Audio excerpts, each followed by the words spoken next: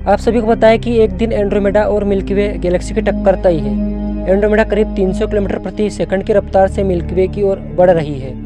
वैज्ञानिकों का अनुमान है कि आज से करीब 4.5 अरब बिलियन साल बाद एंड्रोमेडा गैलेक्सी मिल्की वे से टकराएगी। लेकिन अगर बिग बैंग के बाद से ही ब्रह्मांड फैल रहा है तो दोनों आकाश गंगाएं एक दूसरे से करीब कैसे आ रही है, तो आज इस वीडियो में हम यही जानने वाले हैं। तो पहले जानते हैं एंड्रोमेडा गैलेक्सी के बारे में। एंड्रोमेडा गैलेक्सी हमारी मिल्की वे की पड़ोसी गैलेक्सी है।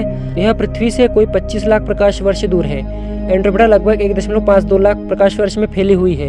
एंड्रोमेडा गैलेक्सी का द्रव्यमान हमारी मिल्की वे गैलेक्सी जितना ही बताया जाता है। इसे रात को आकाश में आसानी से देखा जा सकता है। एंड्रोमेडा और मिल्की वे दोनों ही लोकल ग्रुप में स्थित है। एंड्रोमेडा करीब 300 किलोमीटर प्रति सेकंड की रफ्तार से मिल्की वे की ओर बढ़ रही है। करीब 5 बिलियन साल में दोनों आकाशगंगाएं टकराएंगी। उनके मिलने से एक नई आकाशगंगा का जन्म होगा।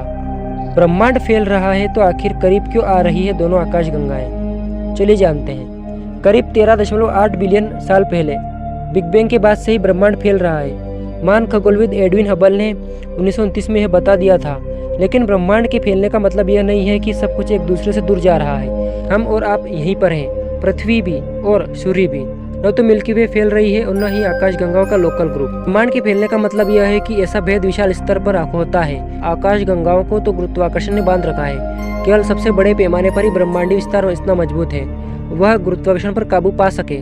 छोटे पैमाने पर यानी तारों और आकाशगंगाओं, यहाँ तक कि गैलेक्सी क्लस्टर के बराबर द्रव्यमान पर गुरुत्वाकर्षण चीजों को एक साथ रखने के लिए पर्याप्त मजबूत है। एंड्रोमेडा और मिल्की वे की टक्कर कैसे होगी? ब्रह्मांड में आकाशगंगाओं की टक्कर आम बात है। एंड्रोमेडा और मिल्की वे दोनों ही पहले कई और आकाशगंगाओं से टकरा चुकी है। एंड्रोमेडा में करीब 1 ट्रिलियन तारे हैं और मिल्की वे में लगभग 300 बिलियन। इसके बावजूद दोनों आकाशगंगाओं के टक्कर में तारों के टकराने की संभावना बेहद कम है। ऐसा इसलिए क्योंकि तारों के बीच की दूरी काफ़ी ज़्यादा है। सूर्य के बाद पृथ्वी का सबसे निकटतम तारा प्रोक्सिमा सेंटोरी है जो लगभग 4.2 प्रकाश वर्ष दूर है।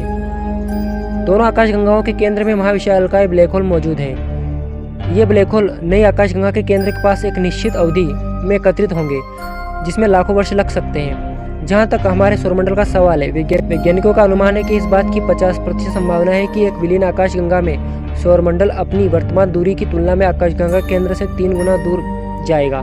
हालांकि इससे सूर्य और ग्रहों के सिस्टम पर कोई असर नहीं होगा। टक्कर से पैदा होने वाली गैलेक्सी का नाम। मिल्की वे और एंड्रोमेडा न केवल एक दूसरे से जुड़ गई बल्कि करीब भी आ रही हैं। अनुमान है कि लगभग 5 अरब साल में आपस में टकराएंगे और एक नई आकाशगंगा का निर्माण होगा। नई बनने वाली आकाशगंगा को पहले ही मिल्कोमेडा नाम दिया जा चुका है। ऐसे ही वीडियो देखने के लिए हमारे चैनल को सब्सक्राइब जरूर करें। धन्यवाद। कमेंट में जय श्री राम जरूर लिखते हैं।